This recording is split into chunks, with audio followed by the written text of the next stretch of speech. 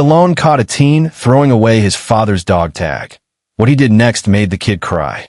Welcome to Stallone Unleashed. Let's uncover what really happened. The city park, a rare patch of green amidst the concrete and steel, was a place of quiet, often solitary, contemplation for Elias Thorne. He sat on a weathered wooden bench, a slim volume of poetry resting unread in his lap, his gaze the color of a winter sky, taking in the small, unfolding dramas of the late afternoon. He was a man who found stories not just in the dusty archives he so often frequented, but in the living, breathing, often overlooked moments of everyday life. In his pocket, his fingers idly traced the smooth, cool surface of a small, intricately carved wooden compass, a gift from a long-lost mentor, a man who had taught him that true north was not just a point on a map, but a moral bearing, a commitment to integrity, to truth, to the quiet, often unseen currents of the human heart. His attention was drawn to a young man, perhaps 16 or 17, sitting on a nearby bench. The boy was a study in adolescent angst, his shoulders slumped, his expression a mixture of sullen anger and a profound, underlying sadness. He was holding a small, metallic object in his hand, turning it over and over, his thumb tracing its edges with a kind of restless, agitated energy. It was a military dog tag, its surface dulled with age, its chain a simple, utilitarian strand of silver. After a moment, the boy, whose name Elias did not know, let out a short, bitter, almost soundless laugh. He then stood up, his movements abrupt, almost violent, and walked over to a nearby trash receptacle. With a gesture of profound, almost theatrical contempt, he tossed the dog tag into the bin, the small, metallic clatter of its landing a stark, discordant note in the otherwise quiet park. He then turned and began to walk away, his back rigid, his hands shoved deep into the pockets of his hooded sweatshirt, a solitary figure radiating a palpable aura of anger and a deep, unspoken pain. Elias watched, his heart aching with a familiar, quiet sorrow. He had seen this before, this youthful rejection of a past not fully understood, this angry dismissal of a legacy whose weight seemed too heavy, too complicated to bear. The dog tag, a symbol of service, of sacrifice, of a story that deserved to be honored, now lay amidst the discarded refuse of the city, a testament to a connection broken, a memory dishonored. The wooden compass in Elias's pocket felt heavy, its needle seeming to point not towards a geographical direction, but towards the small, overflowing trash bin, towards a discarded symbol of a life, a sacrifice that was in danger of being lost forever. He knew, with a certainty that was as solid and unyielding as the ancient oak tree that shaded his bench, that he could not let this pass. This was not just about a piece of metal. It was about a story.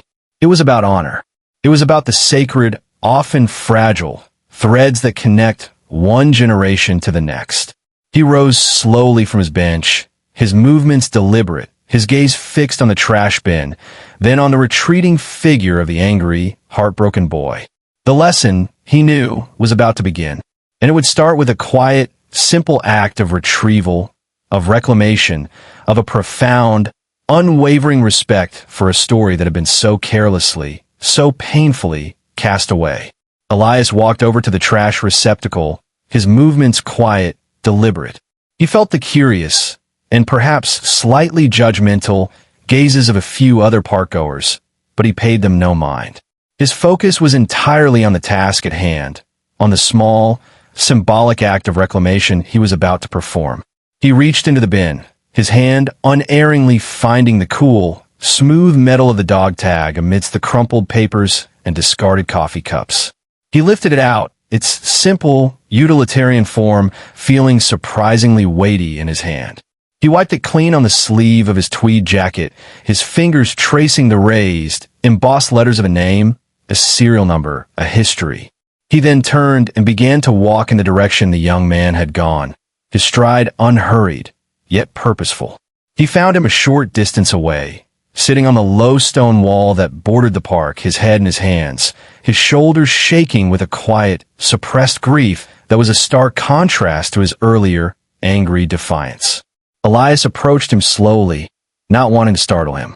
"I believe," Elias said, his voice low, calm, "that you may have dropped this." The boy looked up, his eyes, red-rimmed and filled with a mixture of surprise, shame, and a renewed surge of anger, widening as he saw the dog tag resting in Elias's outstretched palm. "It's not mine," the boy muttered, his voice a sullen, defensive growl. "I don't want it. It's just a piece of junk." "Is it?" Elias asked gently, his gaze unwavering.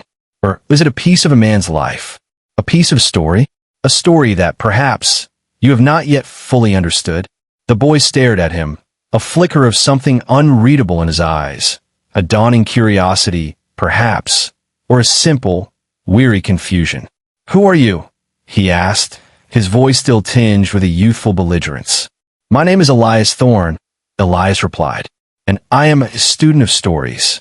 And I have learned that sometimes the most important stories are the ones we are most reluctant to hear, the ones that carry the most weight, the most pain." He paused, then added, his voice imbued with a quiet, empathetic understanding, "And I have also learned that sometimes we try to throw away the very things we should be holding onto the tightest." He didn't press the dog tag on the boy. He simply continued to hold it in his open hand, a quiet, patient offering. "This," Elias said, his gaze dropping to the small, metallic rectangle, "is more than just a piece of metal. It is a symbol of a promise made, of a duty fulfilled, of a sacrifice offered.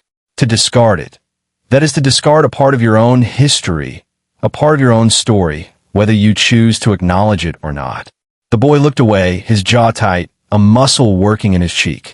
He was clearly at war with himself, his anger and his grief a tumultuous, chaotic storm within him. Elias waited, his silence a quiet, unjudging space in which the boy could wrestle with his own conflicting emotions. The wooden compass in Elias's pocket felt like a steadying presence, a reminder that even in the most turbulent of emotional seas, a true, moral bearing could be found, if one only had the courage and the patience to seek it. The choice, Elias knew, was the boy's to make.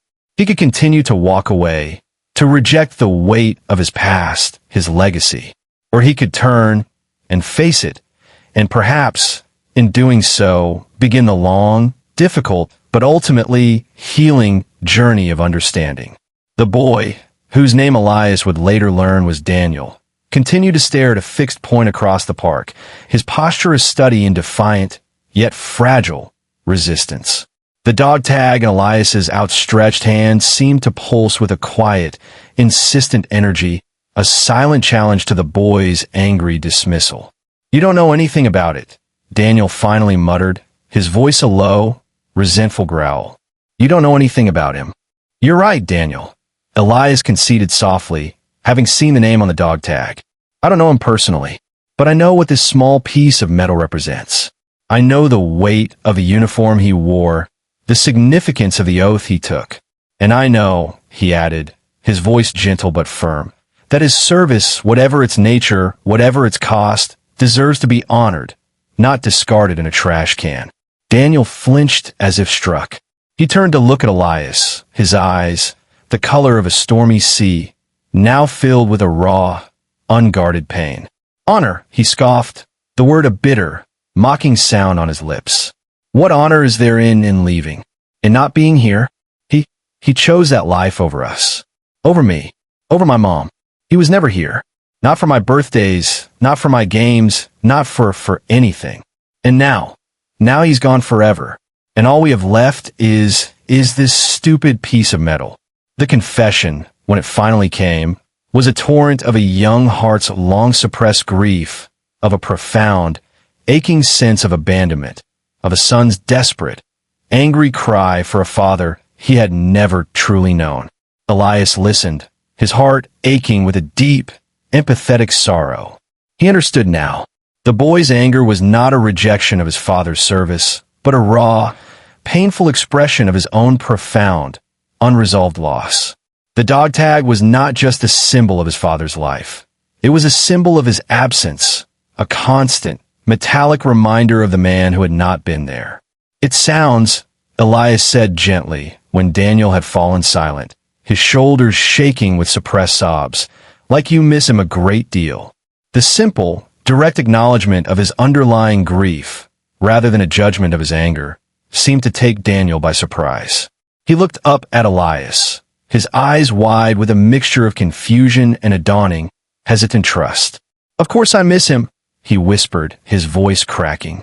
But I hate him too. For leaving. For dying. It is possible, Daniel, Elias said softly, to feel two seemingly contradictory things at once. To love someone and to be angry with them. To miss them terribly and to resent them for their absence. The human heart is a complex and often paradoxical place. It is not a sign of weakness to feel such things. It is a sign of a deep and profound love. He then held out the dog tag again. Your father, he said, he may not have been there for your birthdays, for your games. And that is a loss, a profound one, that you have every right to grieve. But this dog tag, it tells a different story. It tells the story of a man who, for reasons we may never fully understand, chose to serve something larger than himself. It tells the story of a man who was a part of a long, honorable tradition of sacrifice, of duty. That is his story, Daniel. And it is your story, too. It is a part of your legacy. And it is a legacy worth knowing, worth understanding, worth perhaps even being proud of. The dog tag gleamed faintly in the fading afternoon light. A small, silent testament to a life, a sacrifice, a story that was waiting patiently to be reclaimed. Daniel stared at the dog tag in Elias's hand, his expression a tumultuous sea of conflicting emotions. The anger was still there, a hard, protective shell around his wounded heart. But beneath it, Elias could see a flicker of something else. A dawning curiosity, a hesitant yearning to understand the father he had only ever known as an absence, a ghost. Proud, Daniel repeated, the word a foreign, almost unbelievable, concept. How can I be proud of someone who was never here? Someone who chose his job over his own family. Perhaps, Daniel, Elias suggested gently, it was not a matter of choosing his job over his family, but of choosing to serve for his family, for his country, for a set of ideals he believed in. Sometimes the greatest acts of love are also the greatest sacrifices. And sometimes those sacrifices are not easily understood by those who are left behind. He paused, then asked, his voice quiet, respectful. Do you know much about your father's service, Daniel? About what he did? Where he was? Daniel shook his head, a sullen, resentful expression on his face. No, he muttered. Mom never talks about it. She just cries sometimes. And all his stuff, it's just packed away in a trunk in the attic. Like he never even existed. Perhaps, Elias said, it is not that he never existed, but that the memory of him is too painful for your mother to face alone. And perhaps, he added, his gaze holding Daniel's with a quiet, compelling intensity, it is time for you, his son, to help her to face it. To unpack that trunk, not just of his belongings, but of his story. To learn about the man he was, not just the father he wasn't. He then did something that seemed to surprise Daniel completely. He reached into his own pocket and took out the tarnished bronze star that had belonged to his brother. He held it in his palm, its weight of familiar, sorrowful comfort. My own brother, Elias said, his voice a low, resonant sound, was a soldier. He too left a family behind. He too never came home. And for many years, my own grief, my own anger at his absence, made it difficult for me to truly see, to truly understand the man he was, the sacrifice he made. He looked at Daniel, a profound, shared understanding in his eyes. It is a difficult journey, Daniel, he said. The journey of understanding the choices our fathers, our brothers, our loved ones have made. But it is a necessary one. For it is in that journey that we find not just the truth of their story, but the truth of our own. He closed his hand over the bronze star, then returned it to his pocket. He then placed the dog tag gently on the bench beside Daniel. This, he said, is a key, Daniel. A key to a story that is rightfully yours. You can choose to leave it here, to let it rust, to let the story remain untold. Or you can choose to pick it up, to turn the key, to open the trunk, and to begin the difficult, but ultimately, I believe, rewarding journey of discovering the man your father truly was. He then stood up, his movements slow, deliberate. "The choice, as always, is yours," he said softly. And with a final, gentle nod, he turned and walked away, leaving the boy alone on the bench with the dog tag, with the key, with the profound, life-altering choice that now lay before him. Elias walked away from the bench, his heart a mixture of hope and a quiet, empathetic sorrow. He had done what he could. He had offered a different perspective, had planted a seed of curiosity, of a possible, alternative narrative to the one of anger and abandonment that Daniel had so long clung to. The rest, he knew, was up to the boy. He didn't look back. He knew that this was a moment for Daniel's own quiet, solitary reckoning. He found his way to a small, nearby coffee shop, its warm, fragrant air a welcome respite from the encroaching evening chill. He sat by a window, a cup of black coffee before him, and watched the city lights begin to bloom in the twilight. He thought of Daniel, of the immense, complex burden of grief and anger the boy was carrying. He thought of Daniel's mother, her own sorrow so profound that she had been unable to speak of it, to share the story of the man she had loved and lost. And he thought of the father, the forgotten soldier, whose legacy now rested in the hands of a son who felt only the pain of his absence, not the pride of his sacrifice. It was a tragic, all too common story, one that Elias had encountered in various forms throughout his long life as a historian of the human heart. The wounds of war, he knew, did not end on the battlefield. They rippled outwards, through families, through generations, leaving a legacy of silence, of misunderstanding, of a pain that, if left unaddressed, could fester and poison the lives of those left behind. He hoped, with a quiet, fervent intensity, that Daniel would choose to pick up that dog tag, to turn that key. He hoped that the boy would find the courage to face the complexities of his father's story, to move beyond his own personal pain and to seek a deeper, more compassionate understanding of the man and the soldier his father had been. As he was finishing his coffee, he saw a figure pass by the window, a figure that made him pause, his cup halfway to his lips. It was Daniel. The boy was walking with a new, different kind of purpose in his step. His shoulders were still a little slumped, his expression still somber, but the angry, defiant energy was gone, replaced by a quiet, thoughtful resolve. And in his hand, clutched tightly, its metallic surface gleaming under the streetlights, was the dog tag. He was not heading back towards the park.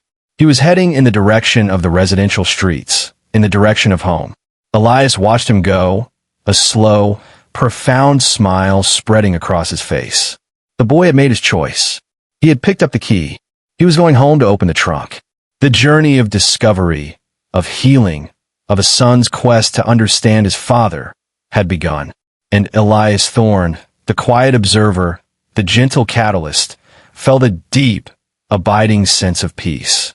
He had simply been a whisper of encouragement, a quiet signpost on a difficult road. But sometimes a whisper was all it took to change a direction, to alter a course, to set a lost soul on the long, arduous, but ultimately redemptive path towards home. The story of Daniel and his father's dog tag stayed with Elias in the weeks and months that followed. He often found himself wondering about the boy, about the conversations he might have had with his mother, about the discoveries he might have made in that old, dusty trunk in the attic. He hoped that in the letters, the photographs, the mementos of his father's life, Daniel had found not just the story of a soldier, but the story of a man who had loved, who had dreamed, who had struggled, who had made a difficult and ultimately fatal choice, a choice born not of a rejection of his family, but of a profound, if perhaps misguided, sense of duty.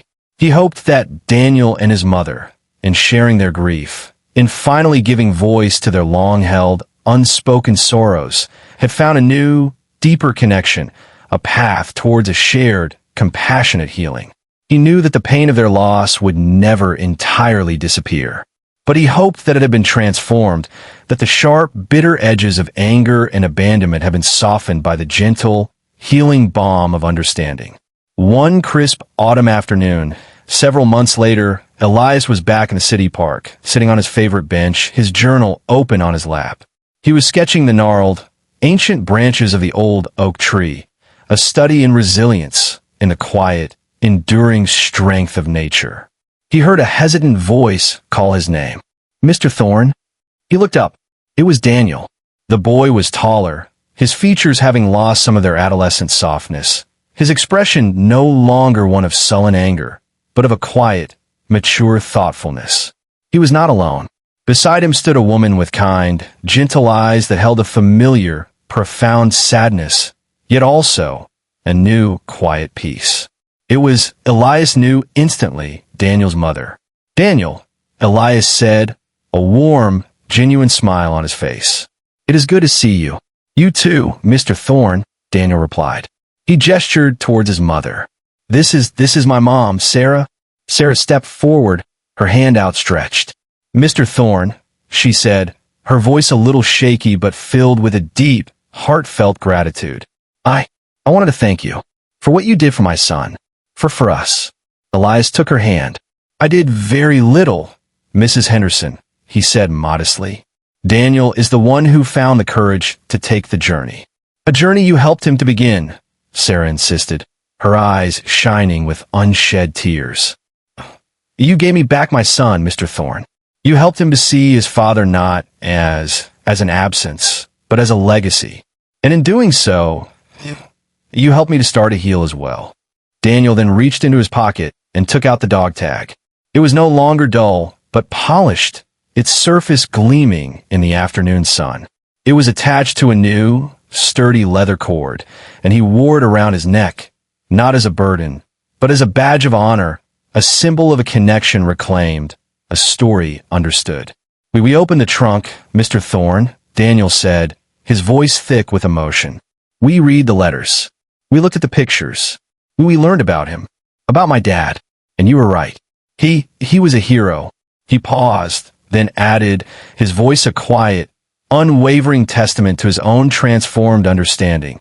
"And I am very, very proud to be his son." Elias looked from a mother to the son, at their shared quiet strength, at the profound, healing bond that had been forged between them in the crucible of their shared grief, and he felt a sense of joy so profound, so overwhelming, that it was almost a physical ache in his chest. The wooden compass in his pocket felt like a quiet, triumphant song. The journey had been long, the path difficult, but they had found their way. They had found their true north. The three of them sat on the park bench, the late afternoon sun casting long, gentle shadows across the grass. The earlier, awkward formality was gone, replaced by a comfortable, easy silence, the kind that exists between people who have shared something profound, something true. Sarah, Daniel's mother, spoke of her husband, not with the raw, unbearable grief of her long years of silence, but with a new, gentle, and loving remembrance. She shared stories of their courtship, of their early years of marriage, of the bright, hopeful future they had once dreamed of together. And she spoke for the first time of her own anger, her own resentment, her own profound, isolating sorrow after his death, a sorrow she had believed she had to carry alone, to protect her son from a pain she thought he was too young to understand. Daniel listened, his hand resting on his mother's, his expression one of deep, empathetic understanding. He, in turn, spoke of his own childhood, of his confusion, of his anger at a father he had never known, of the profound sense of abandonment that had shaped his young life. It was a quiet, heartfelt, and profoundly healing conversation, a sharing of stories that had been held in silence for far too long. Elias, for the most part, simply listened, his presence a quiet, supportive anchor for their shared journey of remembrance and reconciliation. He knew that this conversation, this sharing, was the true, lasting fruit of his small, quiet intervention. He had not solved their problems, had not erased their pain. He had simply opened a door, created a space for them to find their own way back to each other, to their own shared, complex, and ultimately beautiful family story. As the sun began to set, casting a warm, golden glow over the park, Sarah turned to Elias, a thoughtful expression on her face. "You know, Mr. Thorne," she said, "in one of his last letters, my husband wrote about a young man in his platoon, a quiet, bookish boy who was his best friend. He said this boy was the bravest person he had ever known. He said his name was Thorne." Elias's heart constricted. He nodded slowly, unable to speak. "He was my brother," he finally said, his voice a hoarse whisper. Sarah's eyes widened in disbelief, then filled with a profound, shared understanding. "Oh, my dear man," she said, her own voice thick with emotion, her hand reaching out to cover his. "The world, it is a small and often heartbreakingly beautiful place, isn't it?" And in that moment, a new, even deeper connection was forged between them, a bond of a shared intergenerational grief, of a sacrifice that had, in its own mysterious, tragic way, brought their two families together, decades later, on a quiet park bench in a city that had forgotten their names, but could not, in the end, erase the enduring power of their stories. The Bronze Star in Elias's pocket and the dog tag around Daniel's neck were no longer just symbols of individual loss.